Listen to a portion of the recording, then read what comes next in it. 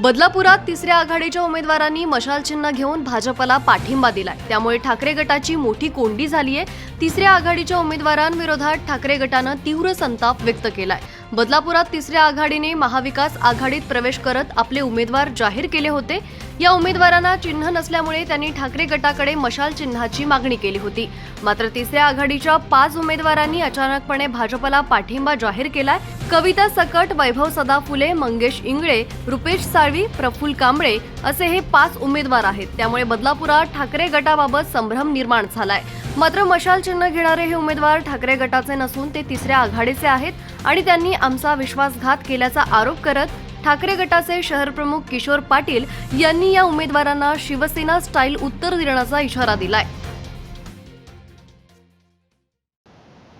ते मशाल चिन्ह त्यांना आम्ही दिलं। ती एक तिसरी आघाडी म्हणून संस्था त्यांनी स्थापन केली होती निवडणूक लढण्यासाठी आणि आमची महाविकास आघाडी ही ची बोलणी चालू होती। त्यावेळेस त्यांचा प्रवेश झाला की आम्हाला देखील महाविकास आघाडीत घ्या, कारण त्यांच्याकडे चिन्ह नव्हते कुठले। आमच्या पक्षाची चिन्ह होती जेणेकरून मतांची विभागणी व्हायला नको, म्हणून आम्ही देखील त्यांना एक्सेप्ट केला आणि त्यांना मशाल चिन्ह दिलं।